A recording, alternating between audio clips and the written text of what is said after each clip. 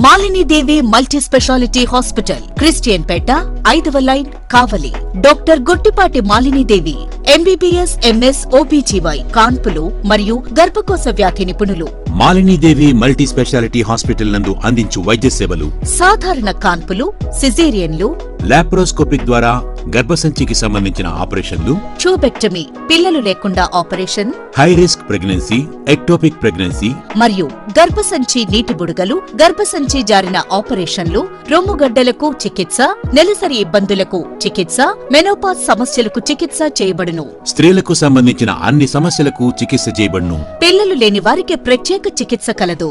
ముఖ్య గమనిక: మా హాస్పిటల్ నందు కాన్పోయిన తరువాత తల్లి బిడ్డను ఉచితంగా మా వాహనంలో క్షేమంగా ఇంటికి చేర్చబడును. మా హాస్పిటల్స్ ప్రత్యేకతలు: ICU, lab, AC and non AC rooms, 24 గంటలు మెడికల్ షాప్, ప్రతి రూమ్ నందు వేడి నీటి సదుపాయం కలదు. అత్యవసర కేసులు అన్ని వేళలా చూడబడును.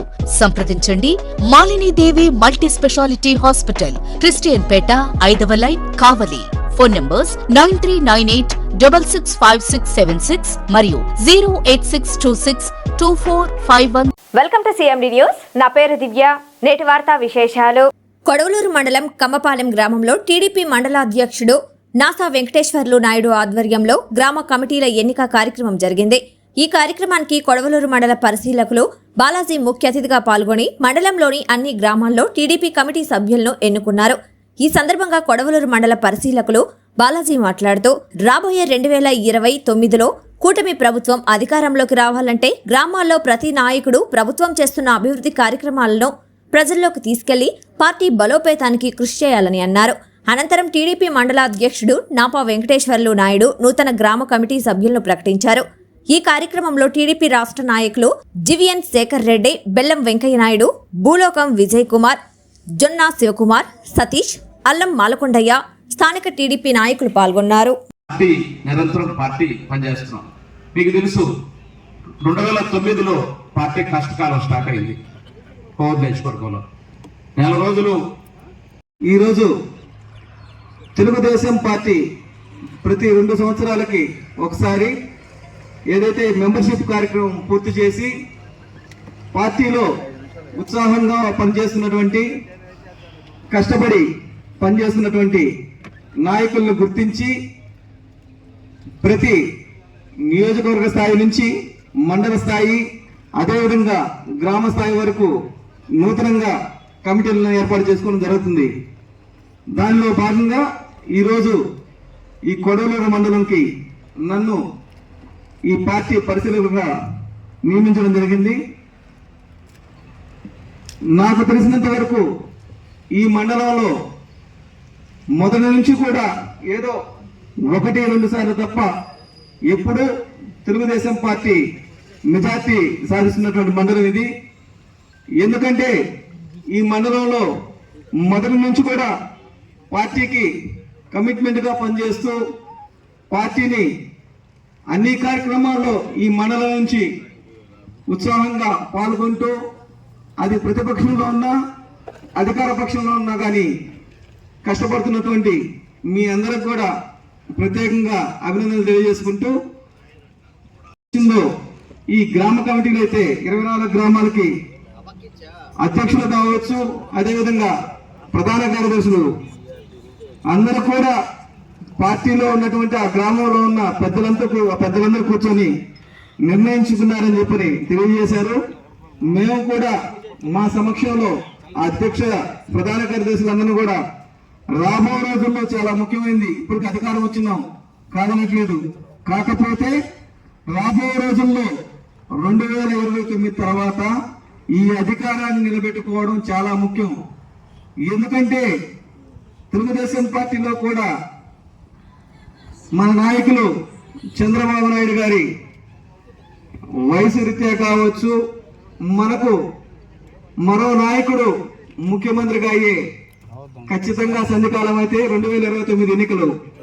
దానిలో మళ్ళీ ఈ రోజు ఏ విధంగా అయితే తెలుగుదేశం పార్టీ రాష్ట్రం మొత్తం ప్రపంచంతో గెలిచిందో అదేవిధంగా 2029లో ఖచ్చితంగా గెలవాల్సిన అవసరం అయితే ఖచ్చితంగా ఉంది.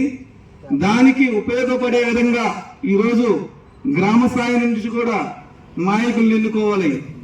అదే లెక్కలో ఈరోజు ప్రతి గ్రామంలో కూడా అధ్యక్ష కార్యదర్శుల్ని ఎన్నుకోవడం జరిగింది. మీరందరూ కూడా మీ మండల పార్టీతో అయితేవి, అదేవిధంగా మీకు ఎమ్మెల్యేగా ఉన్నటువంటి, ఎందుకంటే కొన్ని సర్పంచి, ప్రధాన కార్యదర్శి, ఈ ప్రోగ్రాం ఈవేళ మనకు అబ్జర్వర్గా వచ్చిన బాలాజీ గారు మీ అందరి ముందు పరిచయ కార్యక్రమం చేసుకొని ఆయన ఓకే అని చెప్పి లెటర్ పెడితే మనకు హైకమాండ్ నుంచి మీరు పర్మనెంట్గా అయిపోయినట్టుగా పదవులు మీకు వచ్చినట్టుగా కూడా మనకి ఆర్డర్స్ వస్తాయి.